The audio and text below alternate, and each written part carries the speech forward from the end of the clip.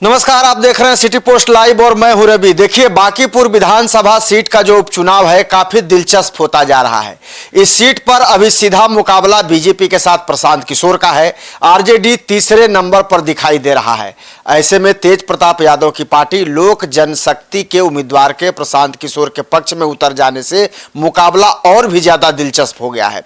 अपना नामांकन रद्द होने से नाराज बीना मानवी अब प्रशांत किशोर के लिए आज से वोट मांगती नजर आएंगी। अब तेज प्रताप यादव ने जनसुराज का समर्थन देने का ऐलान कर दिया है। क्या है पूरी खबर, बातचीत करेंगे विस्तार से chief editor Shrikant Pratyush sir से। सर, मीना मानवी बनिया समाज की बेटी हैं और बांकीपुर में यह समाज कितना ताकतवर है?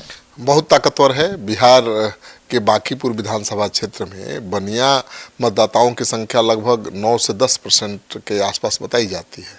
कुछ लोग 12% भी कहते हैं। बांकीपुर विधानसभा क्षेत्र में कुल मतदाताओं की संख्या लगभग 4 लाख के आसपास है और इस अनुमान के अनुसार यहाँ बनिया मतदाताओं की संख्या लगभग 35 से 40 हज़ार हो सकती है। तो ये बहुत बड़ी बात है।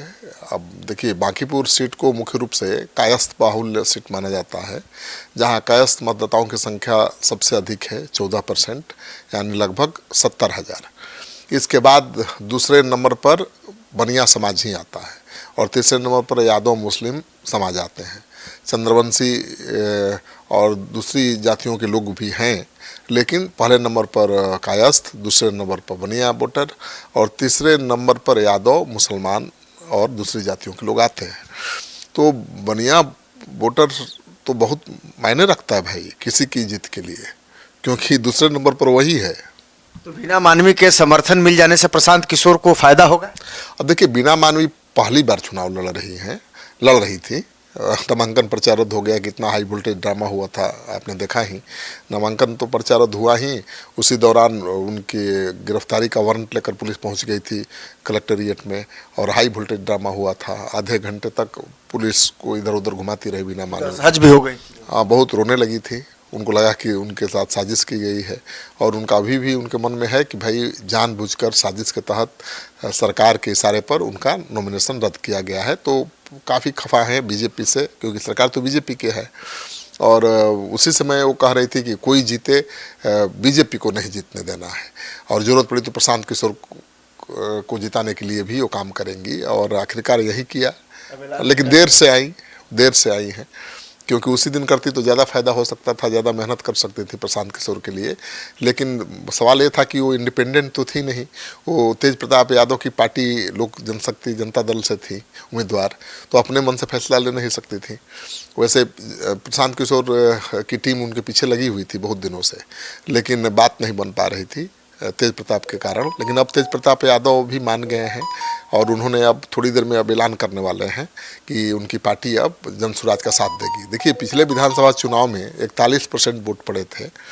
बीजेपी को 92,000 से ज़्यादा वोट मिले थे, आरजेडी को केवल 46,000 वोट मिले थे। ऐसे में जीत हार का अंतर बहुत बड़ा है, हमेशा बड़ा रहता है बांकीपुर सीट पर, और इस बार आरजेडी तीसरे नंबर पर है। पहले लड़ाई हमेशा यहाँ इस सीट पर बीजेपी और आरजेडी या कांग्रेस के बीच होती रही है।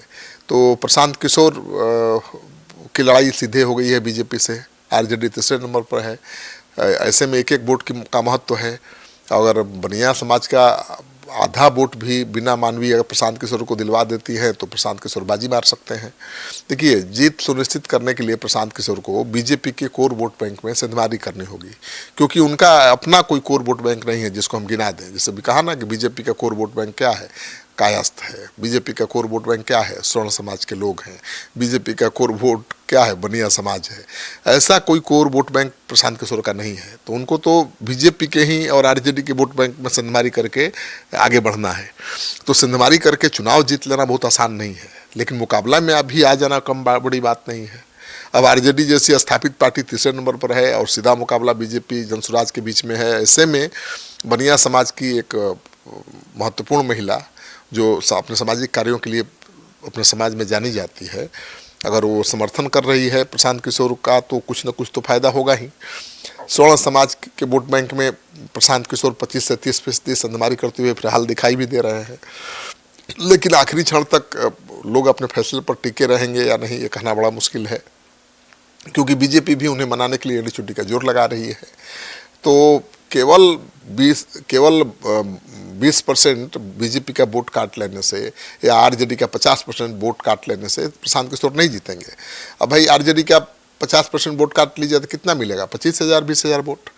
और 20,000 20% 25% आप बीजेपी का भी काट लेते हैं तो कितना होगा? उतना ही। तो 40,000 पर बात अटक जाती है। बीजेपी को 92,000 वोट मिले थे, ठीक है ना। 20,000 घट जाएगा तो 72,000 हो जाएगा और आप 40 पर अभी सिमटे हुए हैं। ऐसे में बनिया समाज का वोट बहुत मायने रखता है प्रशांत किशोर के लिए। अगर बनिया समाज पलट गया, बीजेपी के लिए हमेशा वोट देता रहा, इस बार अगर उसने प्रशांत किशोर के लिए वोट कर दिया तब तो कोई इफ बट नहीं रहेगा। तो बीना मानवी अब वोट मांगेंगी प्रशांत किशोर के लिए और देखना यह है कि उनके समर्थन से चुनाव का गणित कितना बदलता है। बीना मानवी बनिया समाज से ही आती हैं और वो चुनाव मैदान में तेज प्रताप यादव की उम्मीदवार थीं, लेकिन पहले ही बता चुका हूं कि नामांकन रद्द हो गया है उनका। अब वो प्रशांत किशोर का समर्थन करने जा रही हैं। मतलब लड़ाई को और भी दिलचस्प बनाने तो जरूर जा रही हैं। भले उनके समर्थन से प्रशांत किशोर जीते या न जीते, लेकिन प्रशांत किशोर को थोड़ी ताकत तो दे ही दी है। क्या बनिया समाज का वोट मिल जाएगा प्रशांत किशोर को? देखिए, बनिया समाज बीजेपी का कोर वोटर माना जाता है। जिस तरह से ब्राह्मण भूमिहार समाज माना जाता है कोर वोटर बीजेपी का, उसी तरह से बनिया समाज भी माना जाता है। इस वोट बैंक में सिंधमारी रोकने के लिए बीजेपी ने एड़ी चोटी का जोर भी लगा दिया है। अपने सारे बनिया समाज के नेताओं को मैदान में उतार दिया है। अब ये देखना दिलचस्प होगा कि बीना मानवी किस हद तक बनिया समाज के वोट बैंक में सिंधमारी कर पाती हैं। बीना मानवी अगर 10% वोट भी अपने समाज का प्रशांत किशोर को दिला पाती हैं तो माना जाएगा कि उनकी भूमिका निर्णायक रही। अगर इतना भी नहीं दिला पाएंगे तो क्या असर पड़ेगा? देखिए, जनसुराज इस सीट पर चुनाव लड़ चुका है। उनकी उम्मीदवार थी पहले महिला उम्मीदवार और उनको केवल 7,700 कुछ वोट मिले थे। तो प्रशांत किशोर का कोर वोट बैंक आप इसी को कह सकते हैं कि भाई 8,000 के आसपास है। और आरजेडी का को वोट मिले थे 46,000, तो कह सकते हैं कोर वोट बैंक उसका 46,000 के आसपास है। लेकिन बीजेपी को मिले थे 92,000। तो मुकाबला बहुत बड़ा है, आंकड़ा भी, अंतर भी बहुत बड़ा है, बहुत बड़ा है। लेकिन चुनाव में कुछ भी नहीं कहा जा सकता है। लहर कब किसकी बह जाए, किसके पक्ष में बह जाए, कोई नहीं जानता है। और अभी तो माहौल वाकई प्रशांत किशोर के अनुकूल ही दिख रहा है। लेकिन बीजेपी ने जिस तरह से एड़ी चोटी का जोर लगाया है, घर घर कार्यकर्ताओं को, नेताओं को उतार दिया है, तो मुझे लगता है कि वो बहुत हद तक डैमेज कंट्रोल करने में कामयाब हो रही है बीजेपी।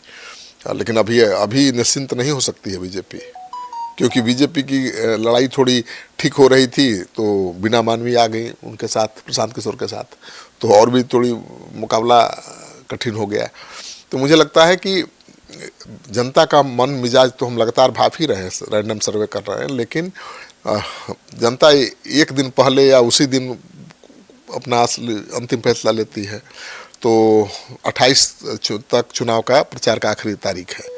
हम लोग कोशिश करेंगे कि उसी दिन या चुनाव के दिन, वोटिंग के दिन वहाँ रह करके मूड भापा जाए लोगों का कि भाई किसको वोट दे रहे हैं, ताकि चुनाव खत्म होने के बाद हम बता सकें कि कौन जीत रहा है। लेकिन लड़ाई तो बीजेपी और जनसुराज के बीच ही है। तेजस्वी यादव 2 दिन अगर मैदान में उतर जाएंगे, जोर लगा देंगे। अभी तक तो कहीं दिखाई नहीं दे रही है उनकी उम्मीदवार, अपने घूम रही है बेचारी अकेले। लेकिन तेजस्वी नहीं है तो फिर लड़ाई किस बात की? उनके वोटर्स भी कह रहे हैं कि भाई हम तो जीतने वाले को ही वोट देंगे, जो बीजेपी को हराएगा उसी को वोट देंगे। अल्पसंख्यक तो 100% खड़े हो गए हैं प्रशांत किशोर के साथ। लेकिन ये भी सच है कि यादव वोट बैंक में भी सिंधमारी हो रही है। वो भी जो टूट रहे हैं वो बीजेपी के साथ खड़े हो रहे हैं। बहुत मुकाबला दिलचस्प हो गया। प्रशांत किशोर के साथ भी कुछ यादव जा रहे हैं। तो मुकाबला इतना दिलचस्प है, इतना कांटे का है कि कुछ भी कह पाना बड़ा मुश्किल है कि कौन जीतेगा कौन हारेगा। तो बिल्कुल आप देख रहे हैं कि बांकीपुर उपचुनाव को लेकर के मुकाबला काफी दिलचस्प हो गया है। कुछ लोग तो ये सोच रहे हैं कि कहीं चमत्कार को नमस्कार न हो जाए, प्रशांत किशोर कहीं इस बार बीजेपी को वहां से हरा न दें। लेकिन दूसरी तरफ बीजेपी का ये दावा है कि नहीं भाई, ये हमारी पारंपरिक सीट है और यहाँ की जनता हमें कभी धोखा नहीं देगी। इसलिए बीजेपी ने भी पूरी एड़ी चोटी का जोर लगा दिया है कि किसी तरीके से प्रतिष्ठा यहाँ बचाना है। लेकिन कब क्या होगा राजनीति में, यह कहना बड़ा मुश्किल है। हमें भी इंतजार रहेगा और पल पल के अपडेट हम आप तक पहुंचाते भी रहेंगे। आप क्या सोचते हैं इस डिबेट को लेकर के कमेंट जरूर कीजिएगा और ज्यादा से ज्यादा इसे शेयर और लाइक भी कर दीजिएगा। धन्यवाद।